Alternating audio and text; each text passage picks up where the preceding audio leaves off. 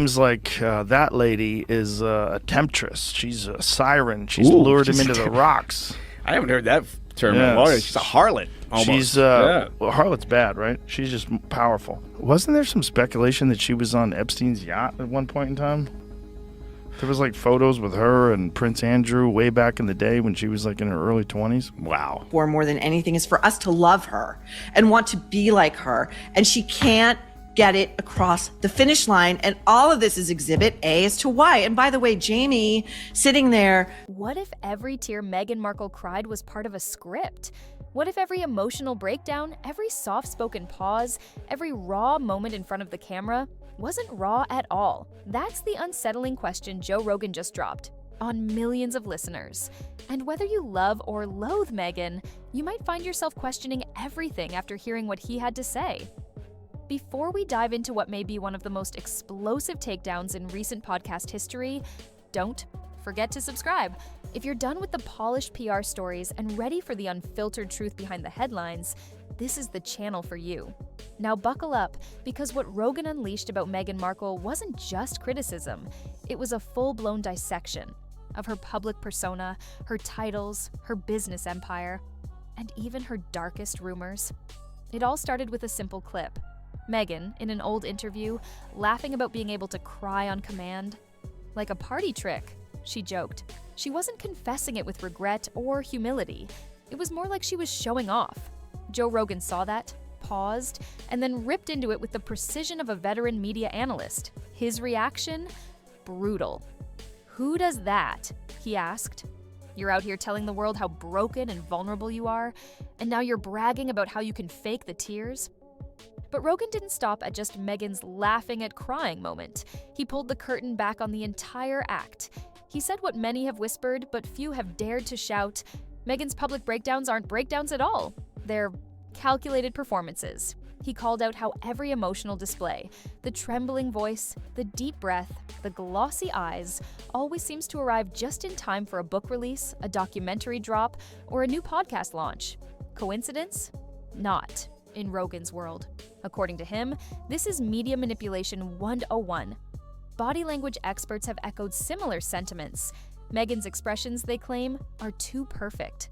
The sadness too symmetrical, the delivery too rehearsed. And when you watch it all unfold, it doesn't feel like someone falling apart. It feels like someone delivering lines from a script they know by heart. But Rogan wasn't just talking about crocodile tears, he was digging into a deeper accusation: the weaponization of victimhood. According to Rogan, Meghan has mastered the art of playing the victim, not for healing, not for justice, but for brand power. He accused her of using emotional breakdowns as smokescreens. Need to distract from a controversy? Cue the tears. Facing criticism over a new project? Cue the heartbreak. Feeling the press close in? Cue the vulnerability. This wasn't a woman crumbling under pressure, he said. This was a woman pulling levers. Behind the scenes, controlling the spotlight, controlling the narrative, controlling the crowd. And every time she cries, Rogan said, it works. And that's the part that gets under people's skin. Because it's not just that she cries. It's that those tears often come with multi-million-dollar contracts right behind them. Spotify deals, Netflix shows, a rebranded lifestyle business. All of it tied to the emotional drama, the very drama she claims she wants to leave behind.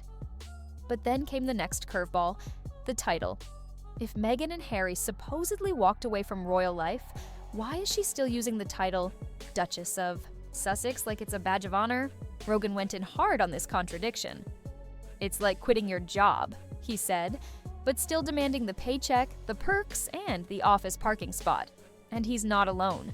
A growing number of critics have questioned the ethics of using a royal title in business deals while slamming the very institution that granted it. You can't have it both ways, they argue. You can't call the monarchy toxic and then slap Duchess on your press release when you're promoting your new product line. Rogan framed it perfectly. You're either in or you're out. But if you're out, stop selling access to the castle. But Meghan and Harry didn't stop at emotional interviews or controversial titles.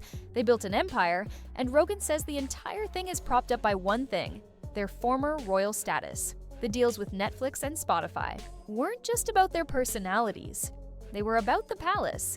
Without that royal connection, would the world really care? And here's where things get even messier. Critics say the couple cashed in on their royal drama, but didn't deliver the content. Their Netflix documentary had a huge debut but quickly fizzled. Their Spotify deal ended in flames. And their new business venture? Plagued with lawsuits, design controversies, and accusations of ripping off other brands. Instead of being pioneers of a new media age, Rogan argued, Meghan and Harry are recycling old palace drama into new business opportunities. But then came the darkest moment in the entire podcast episode.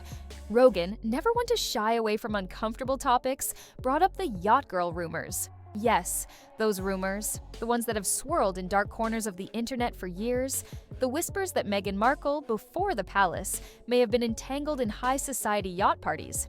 And even more disturbing, possibly tied to Jeffrey, Epstein's circle. To be clear, Rogan didn't claim these rumors as fact, but he did acknowledge their existence. And by doing so, he reignited a firestorm. He referenced speculative photos, alleged connections to Prince Andrew, the infamous Thailand yacht trips, a biographer's claim that Meghan was brought along, to one of Epstein's gatherings in 2001. No flight logs, no verified records, just enough suggestive breadcrumbs to make the public wonder if the story we know is the whole story. And Rogan didn't say it was true, but he didn't say it was false either. He let the questions hang in the air. Questions like, how did Meghan rise so quickly in Hollywood? Who were her early backers? And why are certain parts of her past scrubbed so clean? It was risky, controversial, but undeniably captivating. To Joe Rogan, the Epstein whispers weren't about proving anything. They were about the optics, about what the world sees when it stops accepting fairy tales at face value and starts asking, how did Meghan Markle go from minor cable actress to international icon seemingly overnight? He emphasized the point. When someone's entire narrative depends on authenticity, anything that suggests carefully curated ambition becomes a threat. And in Meghan's case, the inconsistencies were beginning to pile up. Because while the public image painted her as a graceful outsider who challenged a centuries-old institution with bravery and heart, the behind-the-scenes version, at least, according to Rogan, looked more like a calculated climb, a series of chess moves designed to turn hardship into headlines and headlines into gold. It wasn't just about tears anymore. It was about how every setback turned into an opportunity. Every criticism into a soundbite. Every media blow turned into another talking point in her growing portfolio, and nowhere was this more apparent than in her business ventures. Take her lifestyle brand, for example. It was meant to represent a new chapter, elegant, empowered, redefined. But instead of being celebrated, it was almost immediately hit with accusations of plagiarism. Online sleuths flooded social media with side-by-side comparisons of logos, colors, and fonts that looked strikingly familiar to existing brands. Rogan jumped all over it.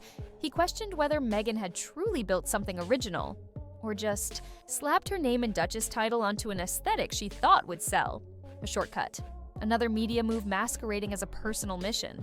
And this wasn't just shade, it was serious commentary on what's become a pattern. Glossy rollouts, dramatic launches, and then disappointment. The hype, he said, never seems to match the substance. Even the much-anticipated Netflix documentary, which was supposed to change the way the world viewed Meghan and Harry, quickly drew criticism. Rogan called it a beautifully shot snooze fest, full of cinematic polish but completely hollow. Viewers tuned in expecting raw truth, and got something that felt more like a curated Instagram highlight reel. Critics agreed. It didn't feel like a documentary, it felt like a commercial. A sales pitch for brand Sussex? Rogan didn't mince words. He said the entire project felt like a glossy infomercial. Scenes too perfect, interviews too scripted, revelations too conveniently timed. Vulnerability repackaged, authenticity manufactured. And here's the punch. He argued that every tearful story, every soft-spoken confession was just another brick in the empire Meghan and Harry were building. An empire funded not by truth, but by perception. He called it emotional warfare with a press team and a Netflix contract. And while that may sound extreme, it struck a chord. Because when you look closely, so many of Meghan and Harry's truth moments arrive right on schedule, just ahead of book launches, new ventures, or public controversies that require a distraction. In Rogan's view, the couple had perfected a blueprint for staying relevant. Step 1, play the victim. Step 2, dominate the headlines. Step 3, monetize the fallout. And that, he claimed, wasn't a coincidence. It was the business model.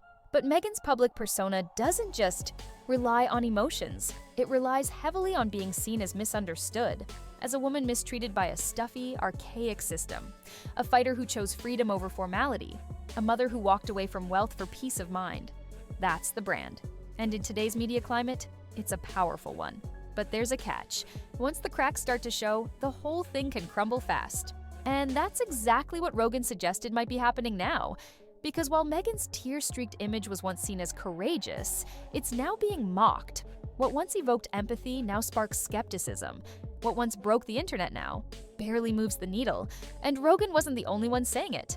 He pointed to shifting reactions in Hollywood where former allies have gone silent. Celebrities who once posted in support now say nothing. A-list events no longer clamor for appearances. Even the media outlets that once hailed her bravery have begun to question her narrative. And the audience? They're not exactly applauding either. Many viewers, even longtime supporters, are starting to wonder, is this the real Meghan? Or just a role she's been playing so long she's forgotten where the script ends? One viral tweet summed it up. If you need a production team, custom lighting, and a 3-day shoot to tell your truth, maybe it's not truth you're selling. Rogan echoed that sentiment. He painted Meghan's image as a production. Every smile rehearsed, every anecdote approved, every appearance meticulously planned to maintain a carefully constructed brand. And he's not alone. More and more critics are comparing her journey not to that of a misunderstood princess, but to a PR campaign. One built on pain, designed for profit. Even the smallest details seem strategic. From the way she refers to Harry as H to the way their interviews are timed to coincide with media cycles. From the brand rollouts to the story arcs, nothing feels spontaneous. It's all too perfect, too clean, too corporate. But here's the real twist, and the part that makes this narrative so complicated.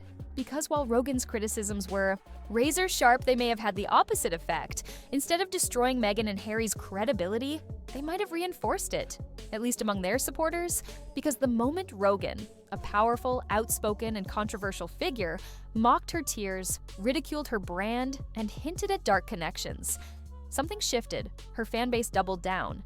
To them, this wasn't a media takedown. This was bullying. But here's where it gets even more fascinating. Because while Rogan's critique may have handed Meghan's defenders new ammunition, it also cracked open a conversation that many were too afraid to start. Has the Meghan Markle story gone too far? And more importantly, how much of it was ever real to begin with? One of the most damning observations Rogan made wasn't even about Meghan directly. It was about how she tells her story. He highlighted her habit of delivering lines as though she were in a film, not a real-life conversation. Every dramatic pause, every well-timed tear, every tilt of the head seemed to him more like method acting than raw emotion.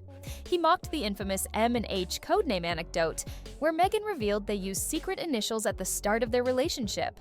She told the story with a soft giggle, trying to sound vulnerable. But it backfired. The audience didn't find it sweet. They found it cringeworthy because it didn't feel authentic. It felt staged. And worse, it felt like she was trying to manufacture relatability, as if she believed that by acting humble, quirky, or awkward, the world would suddenly embrace her again. But relatability isn't something you can script. And once the public senses that you're faking it, the fall from grace is fast and unforgiving. That's where Rogan's commentary cut the deepest. He wasn't just saying Meghan might be faking her emotions. He was saying her entire public persona may be an illusion, a mirage, a performance so polished that even her moments of realness felt like calculated maneuvers. And let's be clear, Rogan didn't say Meghan never experienced hardship. He acknowledged the racism, the media harassment, the pressures of royal life. But his point was this: at what point does real pain become a performance? How much of what we've seen is Meghan the person? And how much is Meghan the product? Because every time she speaks, the production value is sky high. The lighting perfect, the camera angle flattering, the language rehearsed, the timing convenient. It doesn't feel like confession. It feels like content. And when your vulnerability starts to look like marketing, people stop listening with their hearts and start raising their eyebrows. Even Meghan's business moves seem to follow this formula.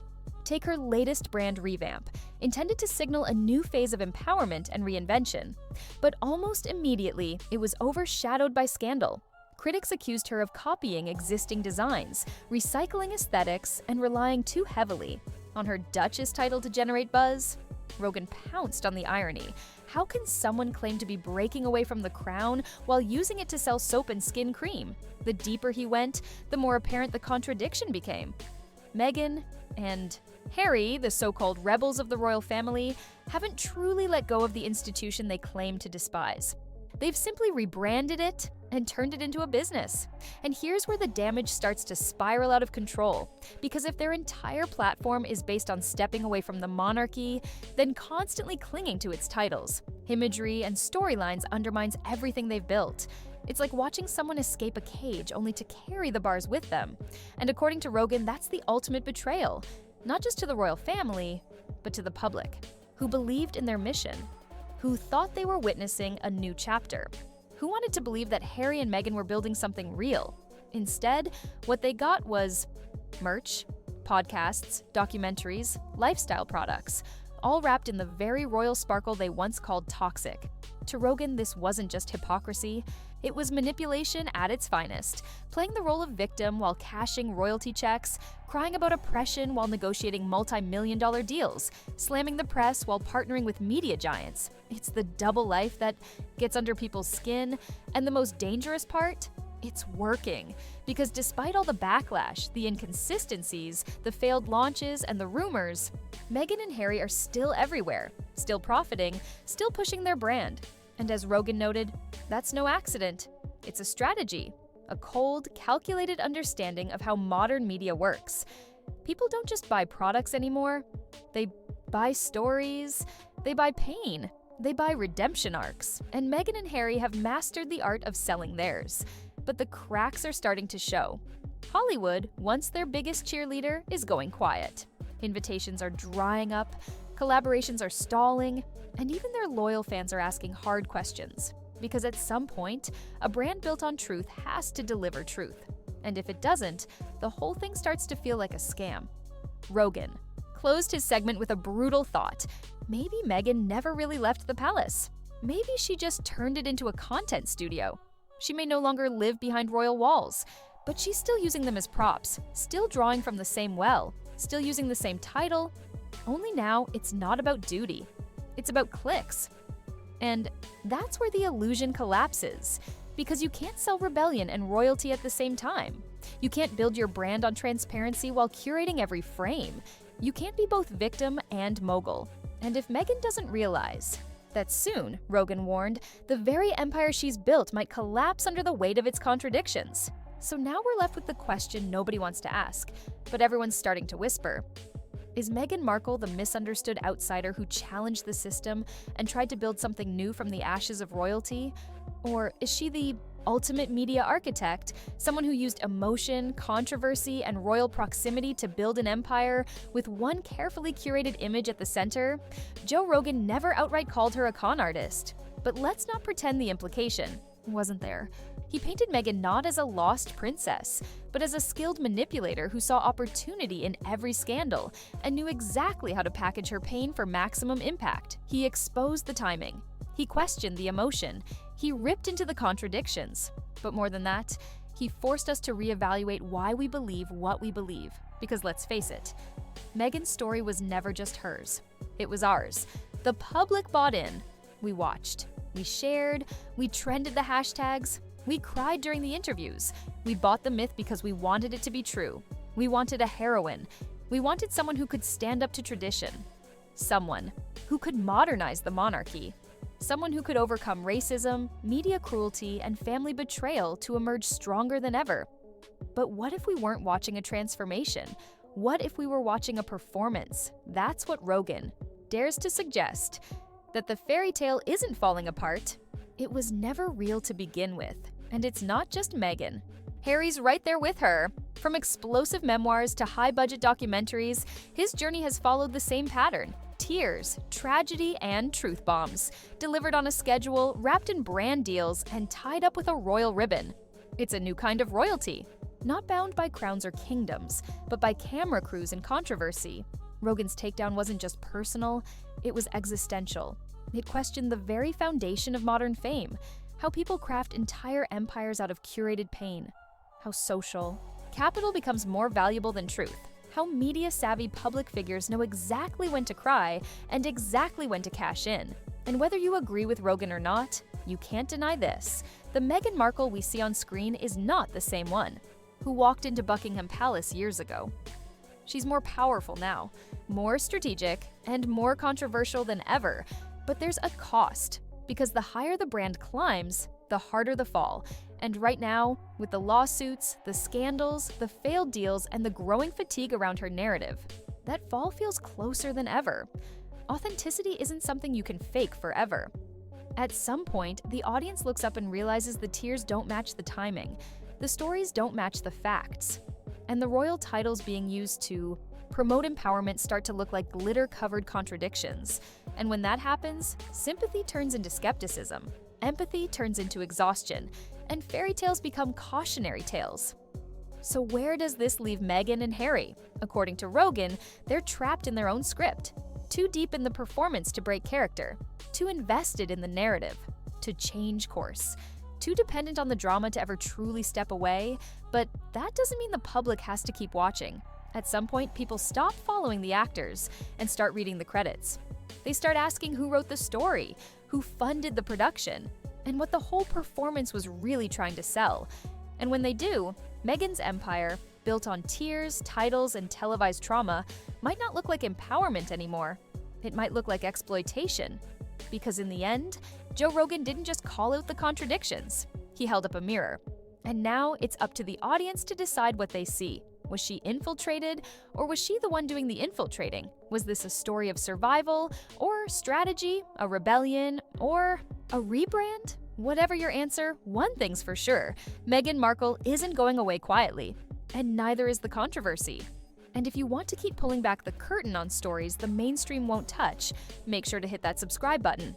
This is only the beginning, because in a world of fake tears and flawless lighting, sometimes the truth is the most shocking reveal of all.